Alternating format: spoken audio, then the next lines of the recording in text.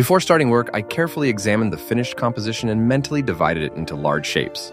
The background with the Colosseum, the brick wall, and the girl's figure. I used a B2 pencil. It's soft enough to create a lively line while still allowing me to control my pressure. First, I outlined the general geometry. The horizon of the wall, the vertical lines of the railing, and the oval mass of the Colosseum in the background. It was important to establish perspective and scale so that the architecture wouldn't overwhelm the figure. Then, using light lines, I constructed the girl's silhouette, defining the posture of her body, the tilt of her head, and the position of her legs.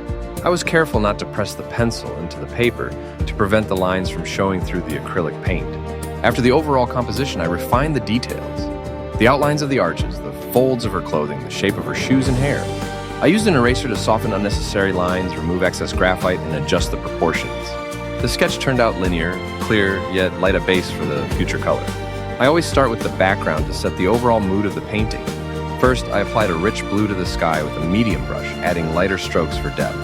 Then I moved on to the Colosseum, choosing a rich orange terracotta hue.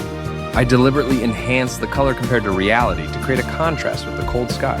Using a large brush, I established the main planes and then used a thin brush to draw in the arches and architectural details. I wanted to emphasize the rhythm of the repeating forms.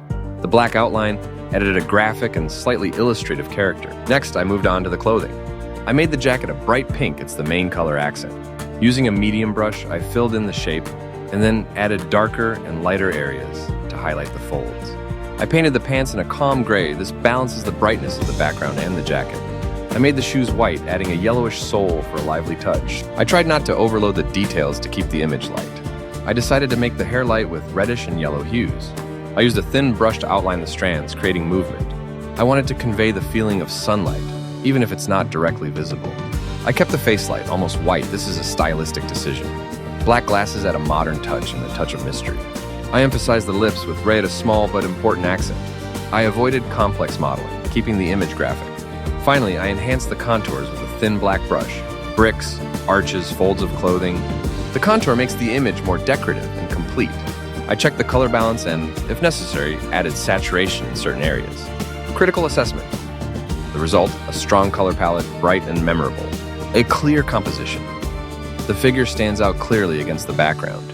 The contrast between the warm Colosseum and the cold sky creates dynamism. The work has its own style and character. What could be improved? The perspective of the Colosseum could be more accurate. Some light and shadow could be added to the face and clothing for volume. The brick wall could have more color nuances. The sky could benefit from subtle gradients or clouds.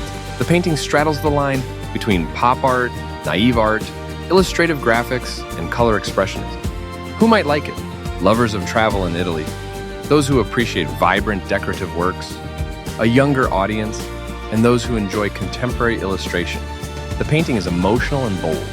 It evokes energy, a sense of freedom, and the ease of travel.